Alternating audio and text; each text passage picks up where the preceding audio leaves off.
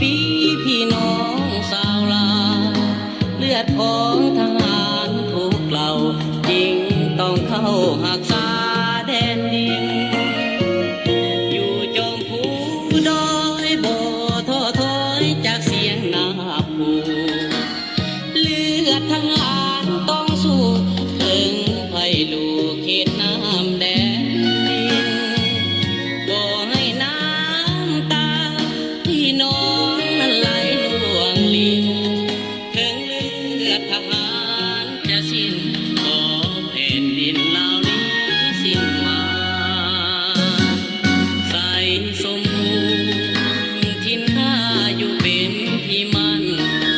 เป็นเมืองตั้งขับทินฐานเหล่าทหารเหล่านั้นถึงกูจะสูงหน้าผาที่นั่นจะสั่นข้ายังบ่เคยได้หวั่นต่อหมู่มารผู้มาหาวีอยู่จอมภูผาลมพัดมาเมฆทั่วไหลผ่านลมฟ้าลมฝนหนาวปั่นหนาวยืนสั่นแทบสิ้นชีวิตต้องทนยอมตายให้หลายสายชาติสตรีเพื่อคืนดินลาวเฮานี้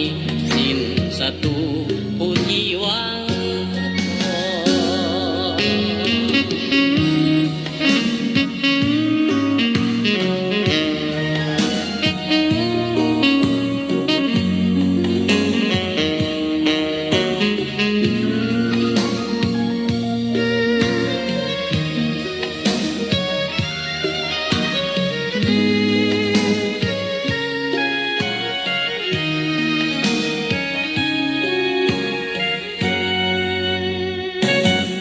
ใส่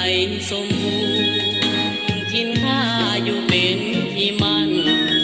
เป็นเมืองตั้งขับทินฐานเหล่าทหารเหล่านั้น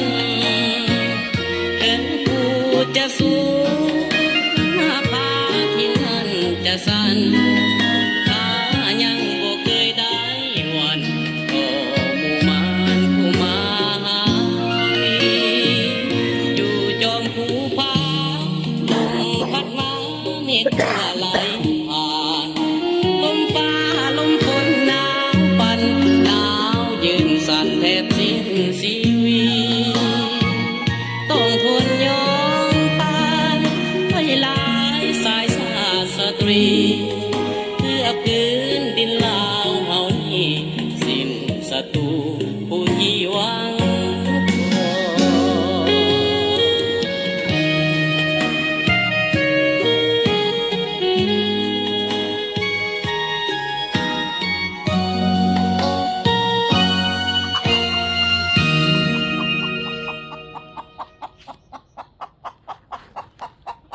Fred Meyer